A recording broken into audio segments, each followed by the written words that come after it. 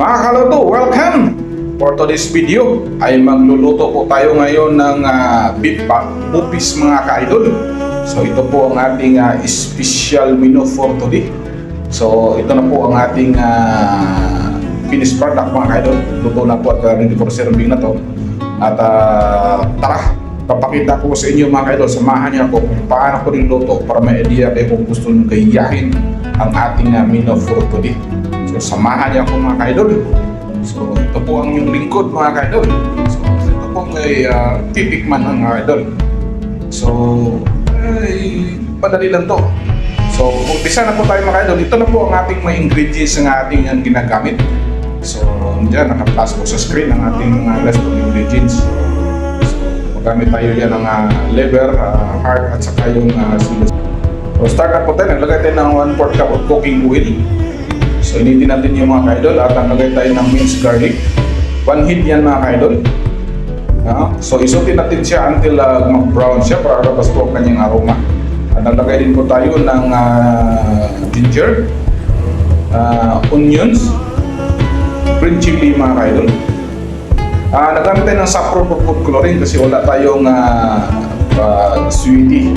So ito yung ginamit pang color mga ka-idol para maganda tingnan ng ating So naglagay tayo ng bilips mga ka-idol.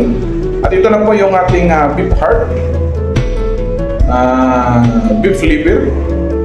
Ito na yung ating silver skin beef mga ka-idol. So malambot na siya mga ka-idol. Pinakuloan ko muna siya bago ko i-slice ng mince. So ganyan na po ang ating sikreto dyan sa ating pagluto ng ating bupis. So naglagay tayo ng fresh na black pepper powder, whole pepper, at saka soy sauce at dark soy sauce mga ka-idol. So i-mix natin very well. Naglagay tayo ng beef cubes, coriander powder, water of pickles mga ka-idol. So yun ang ginagamit ko instead of vinegar. So, hindi siya masyado ka-asim. Sarap siya at mabango din siya mga ka-idol, kaya yun ang aking ginagamit. Naglagay din po tayo ng 1 cup of water, nor beef liver mga ka-idol, para may malasa talaga yung aking bupis.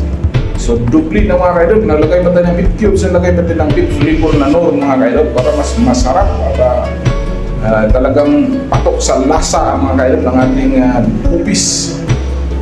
So okay, palapit na po siya. Naglagay na po tayo ng carrots. So, red bell pepper. So, optional yun mga ka-idol ha. Depende sa inyo. Pwede nyo nilagyan ng carrots at saka red bell pepper yung ating bupis. Pero nilagyan ko lang para mas makulay yung ating bupis mga ka-idol. So, ito na po. Ready for serving na tayo. Nakalagay natin sa ating plate. Mamaya baka natin sa kainan mga ka-idol. So, ito na po ang ating finished product. So, maraming salamat po mga ka-idol sa inyong pagsubaybay sa aking video. At huwag niyo kalimutan magpakas ng comments. Siyempre, isubscribe nyo na po sa akin. So, mga ka-idol, ito na po ang ating menu for today. Beef bupis. Ito, tikman natin itong mga ka-idol. Na patok pan lasa.